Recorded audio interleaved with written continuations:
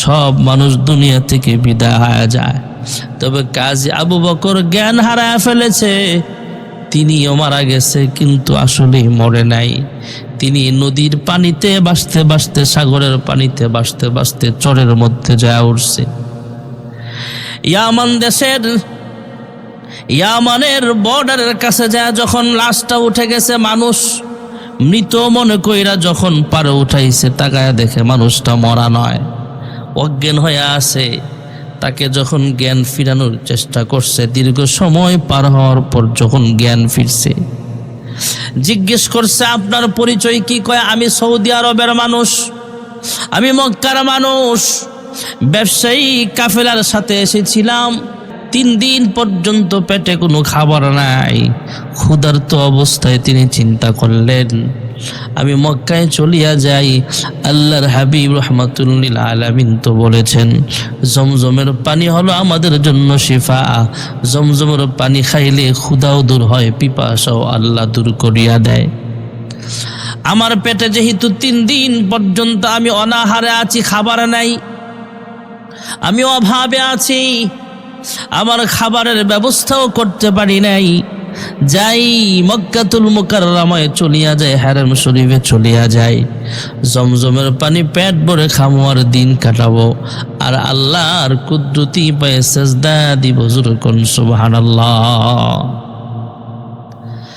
কাজী আবু বকর রাহমাতুল্লাহ আলাইহি নবীর দেশের মানুষ মক্কাতুল মুকাররমায় চলিয়া গেলেন, কাবার সামনে চলিয়া গেলেন, কাবা শরীফ তওয়াফ করেন, সাফা মারওয়া সাই করেন, জমজমের পানি পেট ভইরা খায়, আর আল্লাহর কাছে কান্দে, আল্লাহ 3 দিন পর্যন্ত আমার পেটে কোনো খাবার নাই, আমার খাবারের ব্যবস্থা করিয়া দাও, আমি জমজমের পানি খেয়ে আমার দিন পার করতেছি। হঠাৎ করে তিনি সফরের ভিতরে কাবা তওয়াফ করতেছেন, ঘোরাঘুরি করতেছেন মক্কার আশপাশে, এমন সময় তাকায় দেখলেন একটা ছোট্ট থলে দেখা যায়, একটা পোটলা দেখা যায়। তিনি প্যাকেটটা উঠালেন, থলেটা উঠালেন, পোটলাটা উঠালেন, চেন খুললেন, অথবা রশি দিয়া বাঁধা ছিল, রশিটা খুললেন, ওই থলেটার মুখ খুইলা দেখে ভিতরে আকর্ষণীয়ভাবে সুন্দর মুড়ানো কি যেন দেখা যায়।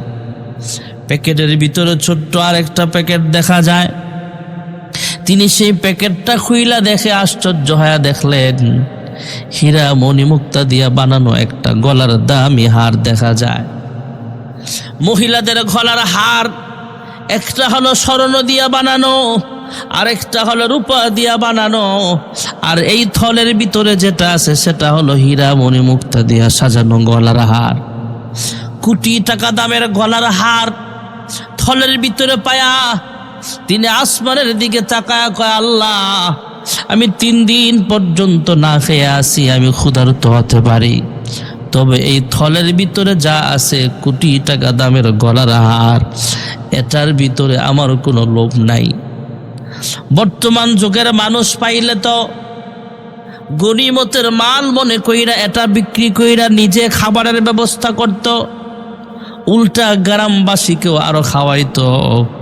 কিন্তু কাজী আবু বকর পোটলাটা আবার প্যাকেট করে ফেললেন, থলেটার মুখটা আবার লাগায়া দিলেন, চেন অথবা রশি যেটা বান্ধা ছিল সেটা বেঁধে ফেললেন অথবা চেন লাগায়া ফেললেন।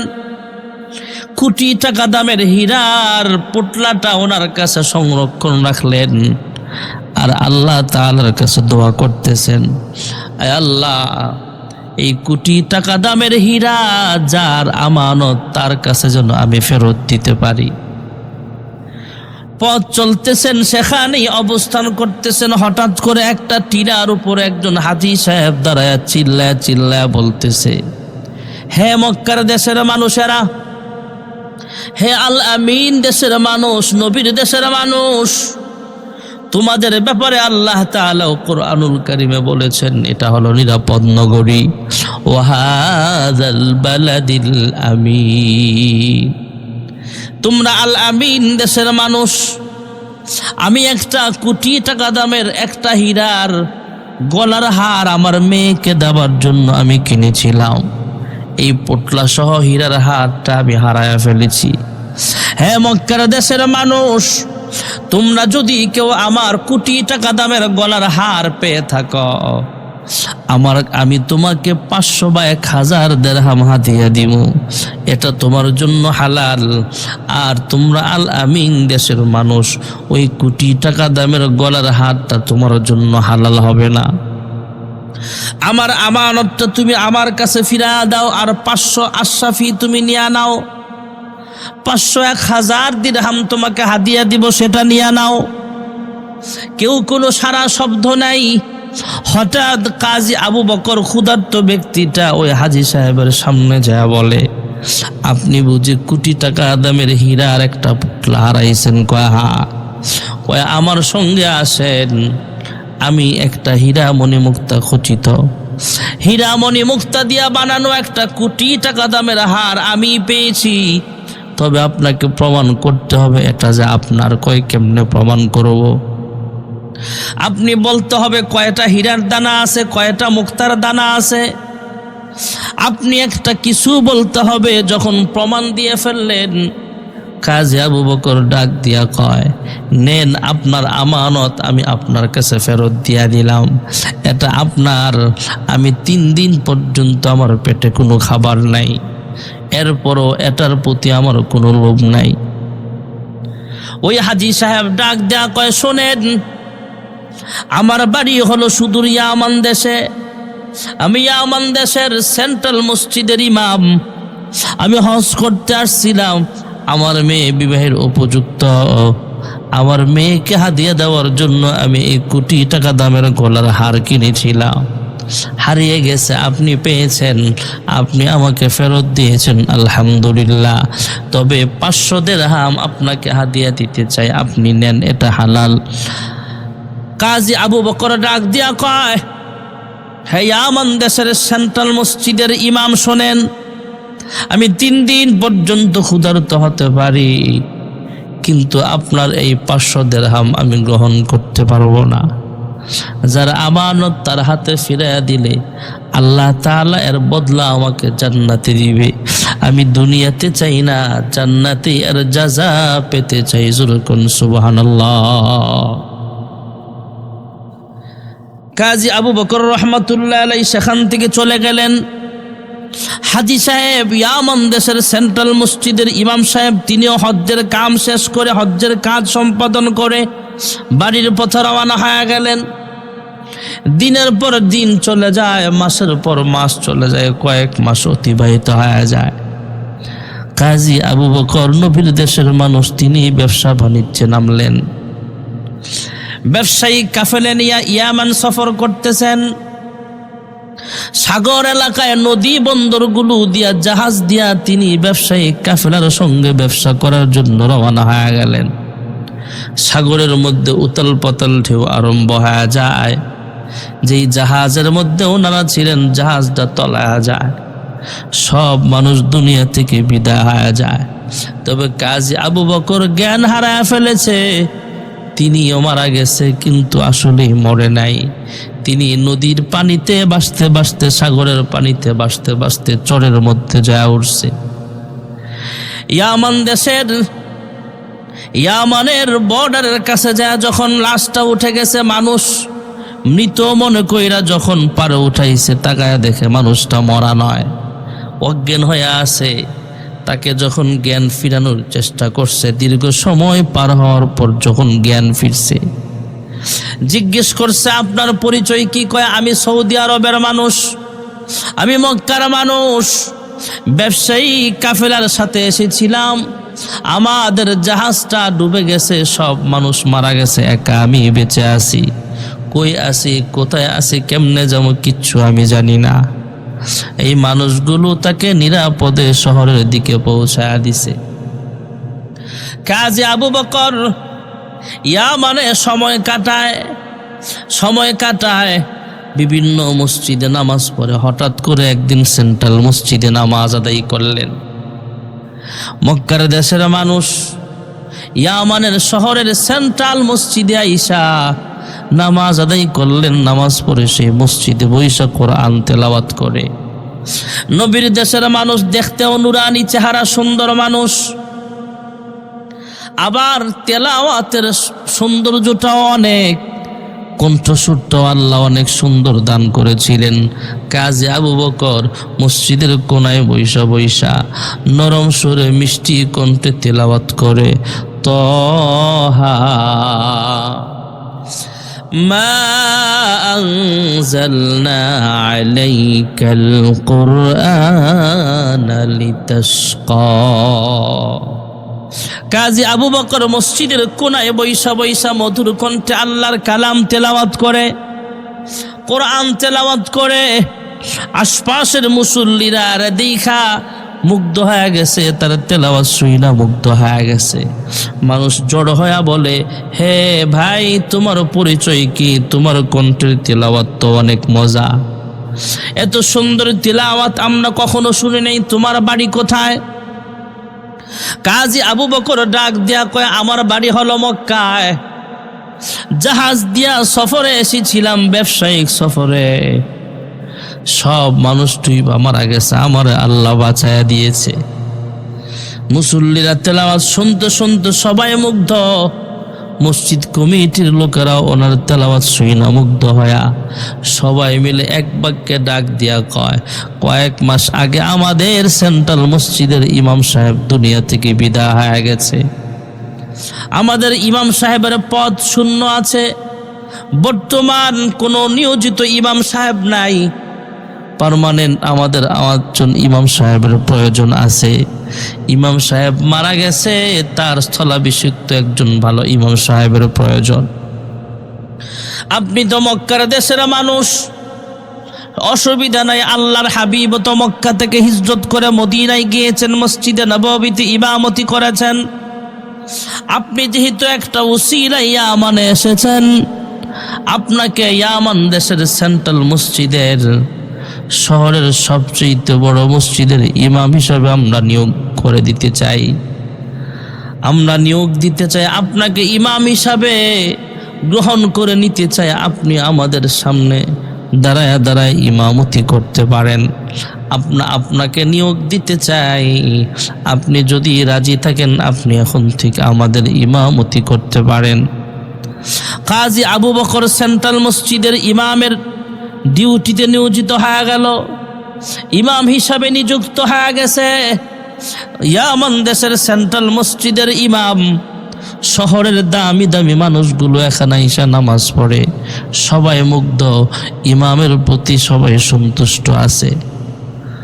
হঠাৎ করে কিছু মুসল্লি জিজ্ঞেস করলেন, হে আল আমিন দেশের মানুষ, হে নবীর দেশের কাজী আবু বকর, আমাদের ইমাম সাহেব আপনার কাছে একটা প্রস্তাব।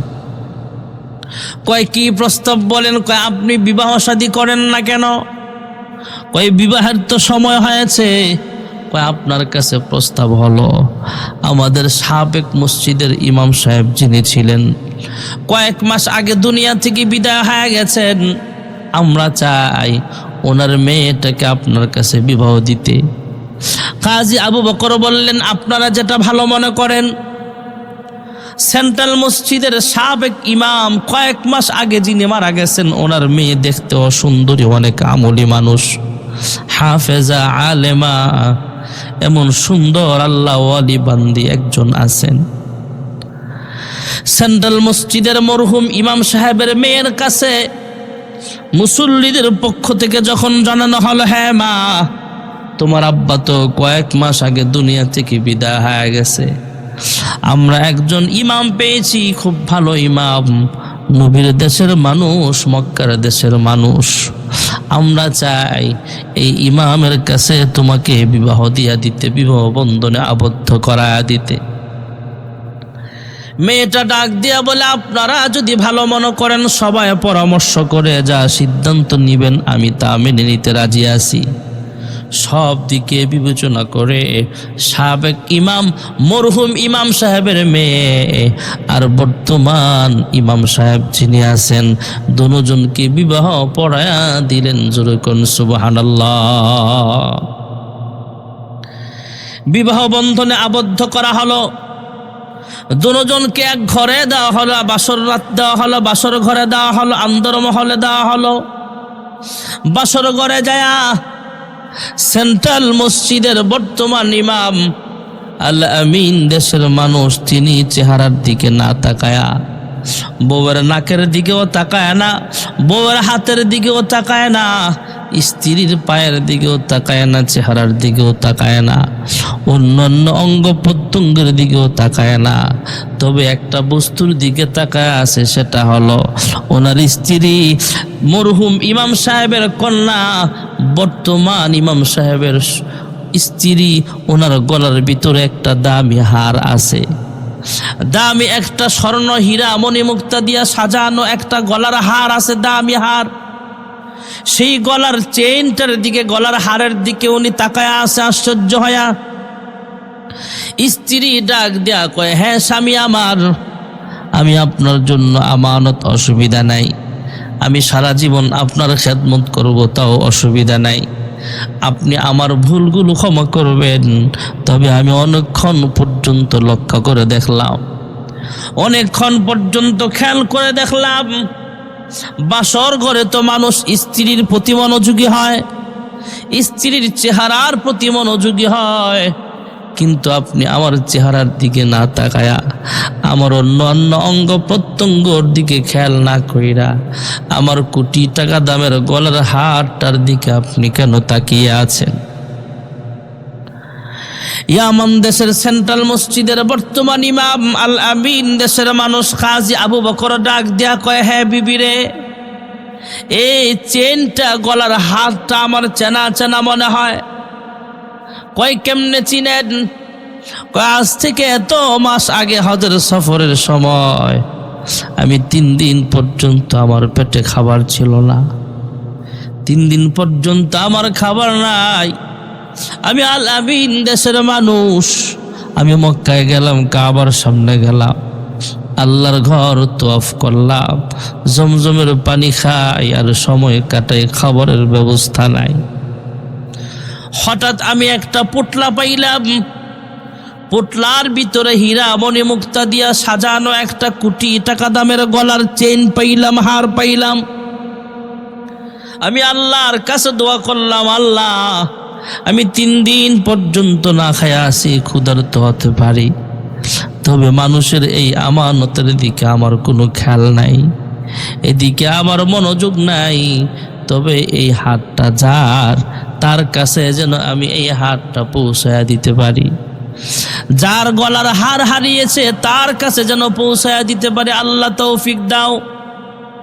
হঠাৎ আমার কানে আওয়াজ আসলো, কে যেন একটা পাহাড়ের টিলার উপরে দাঁড়ায় চিল্লায় চিল্লায় ঘোষণা দিচ্ছে, আমি ইয়ামান দেশের সেন্ট্রাল মসজিদের ইমাম, আমি তোমাদের দেশে হজ করতে এসেছি, তোমরা মক্কার দেশের মানুষ, আমার কাছে 500 দিনার আছে, 500 আশরাফি আছে, এই টাকাটা তোমাকে হাদিয়া দিমু, আর তোমরা আমার হীরা মণিমুক্তা খচিত আমার কোটি টাকা দামের গলার হাতটা আমার ফিরা দাও। আমি আমার বিবাহের উপযুক্ত কন্যার জন্য কোটি টাকা দিয়া এই হীরা মণিমুক্তা দিয়া সাজানো হার কিনেছিলাম। আমি সেদিন আপনার আব্বার কাছে, সেই হাজী সাহেবের কাছে যেই হীরা মণিমুক্তা দিয়া সাজানো গলার হার, ওনার আমানত ওনাকে বুঝিয়ে দিয়েছিলাম, তোমার গলার মধ্যে যে গলার হার দেখা যায়, এই হীরা মণিমুক্তা খচিত, হীরা মণিমুক্তা দিয়া সাজানো এই স্বর্ণের হারটা সেই গলার হারের মতো আমার মনে হয়, তাই তোমার গলার দিকে আমি তাকায় আছি, স্বর্ণের জিনিসটার দিকে আমি তাকায় আছি। জোরে করুন সুবহানাল্লাহ। এবার মেয়েটা স্বামীর গলায় জড়ায়া ধরা, চোখের পানি ফেলে কান্দে, হ্যাঁ স্বামী আমার শোনেন, আমার আব্বা মক্কা থেকে হজ করে যখন বাড়িতে আসেন, এই বিস্তারিত ঘটনাটা আমাকে শুনিয়েছেন। হ্যাঁ মা, তোমার জন্য কোটি টাকা দামের গলার হার আমি কিনে এনেছি, উপযুক্ত পাত্র মিলাইতে পারি নাই, তাই তোমাকে আমি এখনো বিবাহ দিতে পারি না, তবে আমার মনটা চায় আমি মক্কায় এক যুবকের সঙ্গে, নাম হলো কাজী আবু বকর, 3 দিন পর্যন্ত ক্ষুধার্ত ছিল, না খেয়েছিল। 3 দিন পর্যন্ত ক্ষুধার্ত থাকার পরও এই কাজী আবু বকর এই স্বর্ণের হার বা হীরার হার দিয়ে সে বিক্রি করে খেয়ে ফেলে নাই, আমার আমানতটা আমাকে আবার ফেরত দিয়েছে, তাই আল্লাহর দরবারে শুকরিয়া আদায় করেছিলাম। তবে আমি বলতে সাহস পাই নাই। হে মা, আমার মন চায় ওই আল আমিন দেশের মানুষ কাজী আবু বকরের মতো যদি আমি কাউকে পাইতাম, তাহলে তার সাথে তোমাকে বিবাহ দিয়ে দিতাম, বিবাহ বন্ধনে আবদ্ধ করায়া দিতাম। হ্যাঁ স্বামী আমার আব্বা আল্লাহ তাআলার কাছে দোয়া করেছিলেন, আমাকেও বলেছিলেন আপনার মতো একজন স্বামী যেন আল্লাহ মিলায়া দেয়। আল্লাহ তাআলা আপনার মতো স্বামী আমাকে মিলিয়েছে, আপনাকে মিলায়া দিছে। এবার স্বামী স্ত্রী আল্লাহর দরবারে শুকরিয়া আদায় করে। কাজী আবু বকর ডাক দেয়া কয়, হ্যাঁ বিবি আমার, তোমার আব্বা একজন বড় মুখলিস মানুষ ছিলেন, আল্লাহওয়ালা ছিলেন, দামি একজন ইমাম ছিলেন, সেন্ট্রাল মসজিদের ইমাম। তিনি আল্লাহর কাছে দোয়া করেছেন আমি আবু বকরের মতো যেন একজন স্বামী তোমাকে আল্লাহ মিলায়া দেয়। তোমার আব্বা দুনিয়া থেকে বিদায় হয়ে গেছেন, তবে আমাকে আল্লাহ তাআলা ঘুরাইয়া ঘুরাইয়া আমার দেশে নিয়ে আসছেন। জাহাজে উঠলাম বাণিজ্যিক কাফেলার সঙ্গে। জাহাজ ডুবে সমস্ত মানুষ মারা গেছে, আমাকে আল্লাহ বাঁচায় রাখছেন। ইয়ামান দেশের সেন্ট্রাল মসজিদের ইমাম বানিয়েছেন। আর 2-3 মাস আগে যে ইমাম মারা গেছে, সেই মেয়ে ইমাম সাহেবের মেয়ের সঙ্গে আমার বিবাহ পড়ায়া দিছেন। আল্লাহর দরবারে শুকরিয়া আদায় করো, আমিও শুকরিয়া আদায় করি। বিবি আবার গলার চেনটা খুইলা স্বামীর হাতে তুইলা দিয়া কয়, হ্যাঁ স্বামী আমার। আম্মা জান খাদিজাতুল কুবরা রাদিয়াল্লাহু তাআলা আনহা যেমন ভাবে আল্লাহর হাবিবের কাছে নিজের সব অর্থ সম্পদ আল্লাহর রাস্তায় বিলায়া দিয়েছিলেন, আমিও এই গলার হার সহ আমার এই গলার হার সহ আমার যত ধন সম্পদ আছে সব আপনার নামে ওয়াকফ করে দিলাম। আপনি বিনদেশি হলো, নবীর দেশের হলো, এই মানে আপনি একা নয়, আমি সারা জীবন আপনার খেদমত করব। জুরকুন সুবহানাল্লাহ। আম্মা জান খাদিজাতুল কুবরা রাদিয়াল্লাহু তাআলা আনহা ওই কাজী আবু বকরের স্ত্রীটা আম্মা জান খাদিজার মতো ওনার কোটি টাকা দামের সম্পদটা স্বামীর হাতে তুইলা দিলেন। আম্মা জান খাদিজাতুল কুবরা রাদিয়াল্লাহু তাআলা আনহা ওনার সব সম্পদ আল্লাহর হাবিবের নামে ওয়াকফ করে দিয়েছিলেন। আম্মা জান খাদিজাতুল কুবরা রাদিয়াল্লাহু তাআলা আনহা যখন দুনিয়া থেকে বিদায় হয়ে যাবেন, কাঁদতেছেন। ছোট্ট মেয়ে ফাতেমা ডাক দিয়া কয়, হে মা কেন কান্দেন? হে মেয়ে আমার, দুঃখ তুমি বুঝবা না, তুমি ছোট মানুষ। ছোট্ট মেয়ে ফাতেমা ডাক দিয়া কয়, হে আম্মা জান, আমি ছোট হলে কি হবে, আমার বুঝ আছে। আমাকে আল্লাহ অনেক জ্ঞানী বানিয়েছেন। কি সমস্যা বলেন, কান্দেন কেন? কয়, আমি যদি দুনিয়া থেকে বিদায় হয়ে যায়, আমার স্বামী রহমাতুল লিল আলামিনকে কে পাহারা দিবে? ছোট্ট মেয়ে ফাতেমা ডাক দিয়া কয়, হে আম্মা জান, আপনি যদি এই মুহূর্তে দুনিয়া থেকে বিদায় হয়ে যান, আমার আব্বা আল্লাহর হাবিবের ব্যাপারে কোনো পেরেশান কইরেন না, পেরেশান হয়েন না, মন খারাপ কইরেন না, চিন্তা করবেন না। আমার আব্বা জানের পাহারাদারি 24 ঘন্টা আমি ফাতেমা নিজেই করব। জুরকুন সুবহানাল্লাহ। আম্মা জান খাদিজাতুল কুবরা রাদিয়াল্লাহু তাআলা আনহা তারপরও কান্দে। আল্লাহর হাবিব এবার জিজ্ঞেস করে, হে খাদিজা, তুমি কান্দো কেন? এখনো কান্নার কারণ কি? আম্মা জান খাদিজা ডাক দিয়া কয়, আমি দুনিয়া থেকে বিদায় হয়ে যাব, তবে আপনার কাছে আমার চাওয়া হলো, আমি যদি এই মুহূর্তে দুনিয়া থেকে বিদায় হয়ে যাই, আমার কয়েকটা আবদার আপনাকে রাখতে হবে, আমার কয়েকটা কথা আপনার রাখতে হবে। কয়, কি কথা বলো? কয়, আমি যদি দুনিয়া থেকে বিদায় হয়ে যাই, আপনি আমার জানাজার নামাজের ইমামতিটা আপনি নিজে করবেন। কাফনের কাপড়ের সঙ্গে পেঁচায়া আপনার ব্যবহৃত একটা জামা পেঁচায়া দিয়া তারপরে আমাকে দাফন করিয়া দিবেন। সবাই চলে আসবে দাফন কইরা, আপনি আসবেন না, আপনি কবরস্থানের পাশে দাঁড়ায়া থাকবেন। আমি যদি ফেরেশতাদের প্রশ্নের জবাব দিতে আটকায়া যাই, তাহলে আমার পক্ষ হয়ে আপনি ফেরেশতাদের প্রশ্নের জবাবগুলো সহজেই আপনি দিয়া দিবেন। এই কথাগুলো বললেন আল্লাহর হাবিব, মাথা নাড়া দিয়া মেনে নিলেন। ঠিক আছে, যাও, তোমার কথাগুলো আমি রাখবো ইনশাআল্লাহ। আম্মা জান খাদিজা যখন দুনিয়া থেকে বিদায় হয়ে যায়, আল্লাহর হাবিব রহমাতুল্লিল আলামিন নিজেই জানাজা পড়ালেন। দাফনের সময় নিজে নামলেন, কাফনের কাপড়ের সঙ্গে পেঁচায়া একটা ব্যবহৃত জুব্বা দিয়া তারপর ওনাকে দাফন করা হয়। দাফন কইরা সবাই চলে আসলেন। আল্লাহর হাবিব আসেন না, জান্নাতুল মুআল্লার পাশে দাঁড়িয়ে আছেন। ভাইয়েরা আমার, আল্লাহ রাব্বুল আলামিন হযরত জিবরাইল আমিনকে পাঠায়া দিলেন। জিবরাইল সালাম দিয়া ডাক দিয়া কয়, ইয়া রাসূলুল্লাহ, ইয়া হাবিবাল্লাহ, ওগো আল্লাহর হাবিব, স্ত্রী মারা গেলে স্বামীর মনে অনেক ব্যথা কষ্ট হয়। আপনার মন তো এমনি খারাপ, আপনি বাড়িতে চলিয়া যান, ঘরে চলে যান, আরাম করতে থাকেন। খাদিজা যেই আবদারগুলো আপনার কাছে করেছে, যেই দরখাস্তগুলো করেছে, আমার আল্লাহ সব শুনেছেন। আরশের মালিক আল্লাহ রাব্বুল আলামিন আমাকে পাঠিয়েছেন। আর আপনি কাঁদতে হবে না, আর কবরস্থানের পাশেও দাঁড়ায় থাকতে হবে না। আপনি বাড়ি চলে যান, ঘরে চলিয়া যান। ফেরেশতাদের প্রশ্নের জবাব দিতে যদি খাদিজা আটকায়া যায়, আল্লাহ তাআলা খাদিজার পক্ষ হইয়া ফেরেশতাদের সব প্রশ্নের জবাব দিয়ে দিবে। আম্মা জান খাদিজা যেমন ইসলামের জন্য, নবীর জন্য নিবেদিত প্রাণ ছিলেন, জান মাল সব আল্লাহর রাহে কুরবান করে দিতে রাজি ছিলেন, আমরাও যাতে আম্মা জান খাদিজার মতো, সাহাবাই ইকরামদের মতো আমাদের জান মাল সময় সব কিছু আল্লাহর জন্য ওয়াকফ করে দিতে পারি, আল্লাহ তৌফিক দান করেন। সকলে বলি আমিন। ওয়া আখিরু দাওয়ানা আলহামদুলিল্লাহি রাব্বিল আলামিন।